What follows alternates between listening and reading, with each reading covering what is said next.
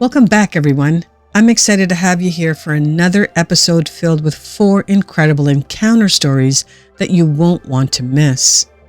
If you love hearing these fascinating accounts, be sure to hit the like button, the subscribe button, and the notification bell so you'll never miss an upload. And if you have an encounter story of your own, I'd love to hear about it. Send your stories to OntarioCryptids@gmail.com and it might just be featured in a future episode. Now, let's dive into these amazing stories.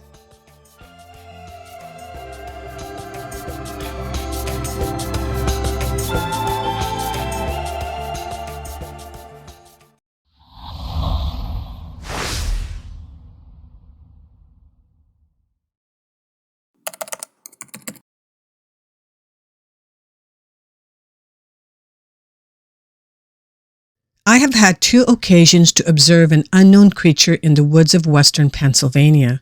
The first was in the fall of 1986 as a teenager. I was parking in a desolate location called Hell's Hollow about half a mile away from a Boy Scout camp. I was only pulled off the road enough not to block traffic because I didn't want to get stuck in the muddy lane. While we were sitting there talking, a figure of large proportions walked past the front of the truck. I would guess about 7 to 8 feet tall and about 300 to 400 pounds. All I saw was a large, dark brown biped about 3 feet in front of the truck. It ignored us totally and was gone into the thick brush. It was dark and no further observations were made. I hit the key and we split. The girl I was with evidently did not see this because she was clueless as to why I made such a hasty retreat. The second sighting occurred in the fall of 1988, in the early fall while hunting in the same area. Actually, we parked in the same spot. We crossed a small creek at the bottom of the hollow and proceeded west up the next hillside, which was very steep. We separated to better our chances of seeing squirrels. I walked about a quarter mile north along the ridge and sat down. After sitting there for about 2 hours, I had seen nothing. I went back down the hill to find my friend. As I hit the bottom of the hill and started across the creek, I could see my friend looking my way. As I got to him, he just kept looking past me. I thought he had seen something to shoot at, so I turned. All we saw was a dark brown or black long-haired creature running up the steepest part of the hill. It took me about 3 to 7 minutes to cover that hill on less sloping ground walking downhill. This thing ran up it about 15 to 20 seconds. I know I would have to climb that slope and maybe need a rope just to get up it. It ran sort of ape-like on all fours, pulling its way up with its front paws. The guy I was hunting with doesn't believe in Bigfoot and says it must have been a bear. Bears are around this area but are very rare, and bears don't run in such a manner as this creature did.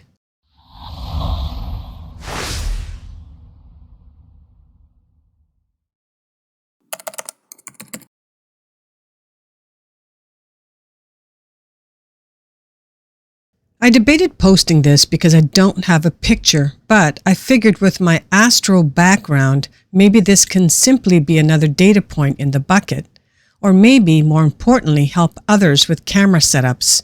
I'll mention this at the end. Here's what my wife and I saw last night, September 28, 2024, at 8:15 p.m. Mountain Time, clear sky in the Black Hills of South Dakota. I'm an astrophotographer, so I'm well versed in what a typical night sky looks like in terms of high and low Earth satellites, Starlink, northern lights, rocket launches, and military craft. We have a major Air Force base in Rapid City. I'm familiar with these because they often interfere with my astro shots, and I'm outside enough to notice them. The night sky between here and Wyoming is usually clear and stunning. That being said, what my wife and I both saw last night made our jaw drop. There is simply no man-made explanation for what we witnessed. My wife and I were stargazing in our backyard around 8:15 p.m. Mountain Time when I personally noticed something odd, an orb with a gray haze surrounding the shot across the sky in about 6 seconds. It looked incredibly strange, and I mentioned it to my wife, who missed it. I tried to convince myself that maybe I was just seeing things, but then, as I pointed out the area I saw it in, a massive right-angle shaped craft appeared from the northwest and crossed the skies to the east in about 10 seconds. It wasn't V-shaped per se, but rather a perfect right angle. To my eyes, the craft seemed to be in the upper atmosphere or low orbit, and it had to be the size of multiple football fields. There were a few planes in the sky, and this was way higher than those, but not as high as a Starlink satellite, at least from what I could tell. But what made it even stranger was the clearly visible underlights, which were white and structured. Surrounding the lights was almost a grayish-white hazy aura, giving it an ethereal appearance. The whole craft, for lack of a better term, looked almost like a ghost ship with that eerie aura. When it passed above us, you could see both the lights and the structure. It moved silently, like a stingray gliding through the sky, smooth and quick, and it did not change directions. We only had about 10 seconds to observe it, just enough to grasp what we were looking at. Even if we had our astro gear set up, it wouldn't have been a good enough shot to capture it because it moved so quickly, and it would have been blurry. Based on my experience, satellites can take up to 2 to 5 minutes to cross the sky, but this took only 10 seconds and had a visible structure. It had to be moving at an incredible speed, way faster than any military craft in our area and faster than any satellite. I would estimate that it was 3 times slower than any typical shooting star. My wife and I both confirmed what we saw. To avoid influencing each other's perspective, we went inside and drew what we saw without sharing until we were done. We depicted the same craft. Later, we made a Photoshop image of it, which I'll attach here below. Based on my research, a typical low Earth orbit (LEO) satellite travels at about 7.8 kilometers per second, approximately 17,500 miles per hour, and takes around 5 minutes 300 seconds to cross the sky, covering a distance of roughly 2,340 kilometers. In contrast, the object I observed covered a similar distance in just 10 seconds, meaning it was moving at an incredible speed of about 234 kilometers per second or 523,440 miles per hour.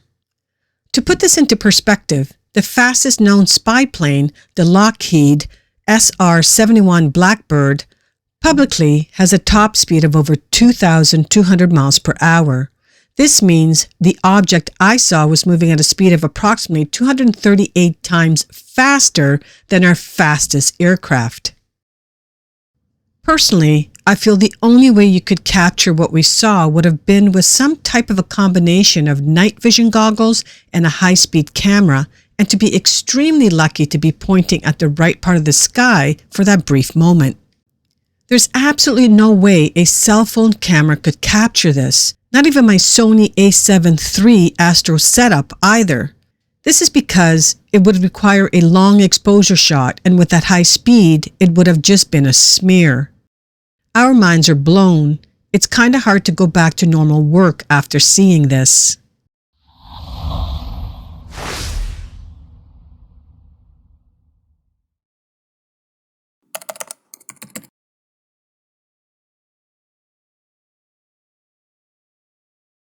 It was the evening before Thanksgiving, and as we have done for many years, our extended families went camping near our parents' retirement home in Cold Springs. There had been very bad weather the day prior, bad enough that we considered not going.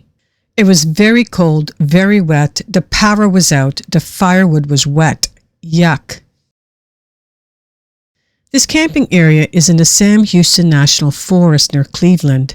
It feels as though you are right in town because it's only a few minutes' drive to the grocery store, but it's a very small store and it takes a good half hour to get there on a little country road. Sorry, I don't know their numbers. There is a small lake and a lot of marsh in the area. We set up camp in the afternoon and then drove to pick up some family members at IAH at about 7 p.m. We then cooked dinner, sat by a smoky fire for a bit, and then decided to retire to our tents since it was quite cool and we had a bit to do the next day. My daughter, my dog, and myself waited up a bit in our tent for my husband to come in. After about 10 minutes of waiting and talking about how cold it was, we turned off the tent light. Yes, we have one of those battery-powered clamp-on lights. The dog lay down in his dog bed and we were quiet. Within the next minute or less, there were heavy footsteps quite near the tent. Then a very quiet mid-step and then some loose gravel. There followed a quiet grunt growl. I said, "Oh, there he is, finally." And my daughter said, "Uh-huh." Well, nothing happened. No husband unzipped a tent, no dog looking up expectantly, nothing. About 20 minutes later, my husband came in and we went to sleep. Sometime later, minutes or hours, I can't honestly tell, we were awakened by a very loud cry, exactly like the whoops on the BFRO page. Most of the folks in camp that night didn't hear anything, as it only occurred once. Something, however, woke up myself and the two other adults in the camp, and was followed by the whoop. As we were fairly far apart, there was no talking between the tents. My daughter reports being wakened and hearing a mechanical sound at the same time, but did not hear the cry.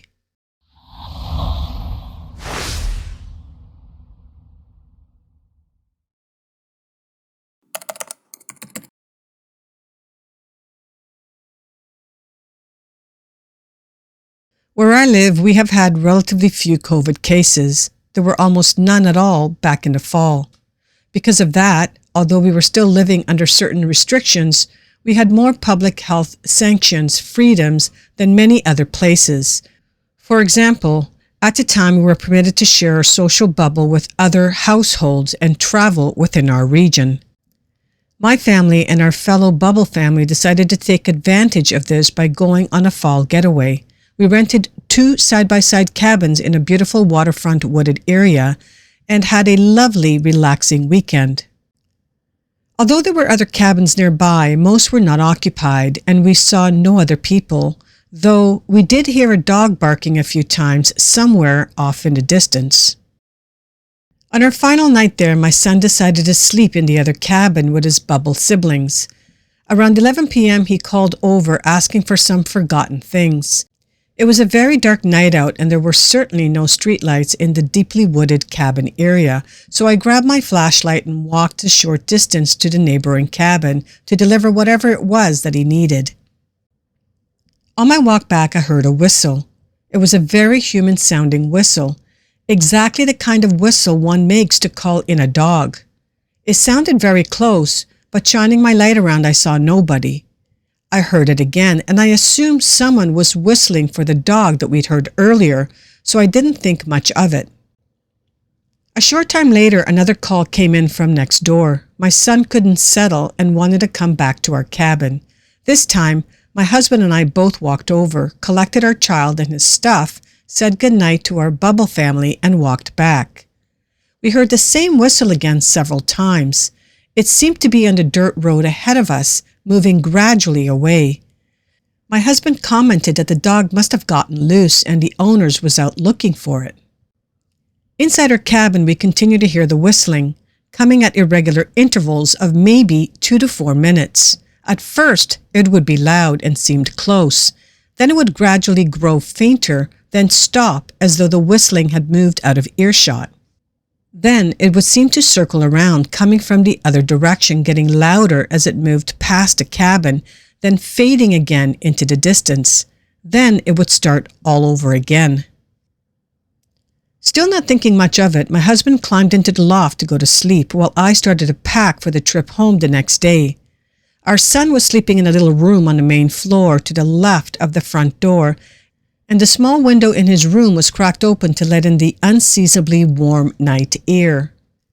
I was standing by that window quietly gathering his scattered things while the whistle once again drew closer, but this time, instead of fading as it passed by, the next one was very close and incredibly loud, as though the whistler was just outside of my son's window. The blind was down, but I was sure someone was on the porch right outside. I leaped to the front door, flung it open, and threw on the front light, ready to tell off some pranksters on our doorstep.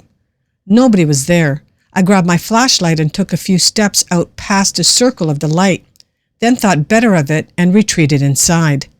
I locked up the cabin, closed and latched all the windows, and lowered all the blinds. If someone was creeping around outside our cabin, I didn't want them looking in at us from the darkness. Deciding that I didn't want to leave my sleeping son downstairs by himself, I settled on the sofa with a book. The whistles continued.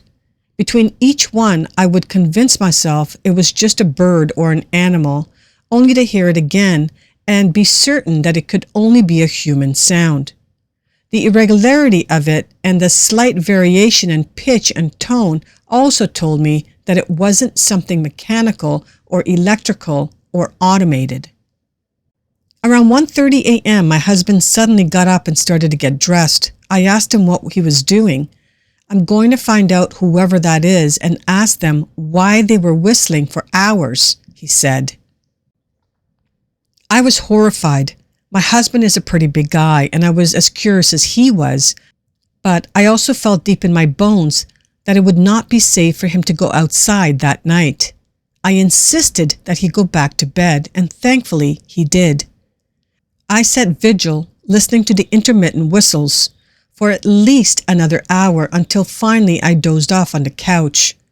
When I awoke, it was morning. The sun was peeking around the blinds, and the whistling had stopped. I cautiously peered outside, half expecting to see some sort of evidence of a nighttime intruder, but there was none. A little while later, we wandered next door, coffee mug in hand, to get our friend's take on the mystery whistler.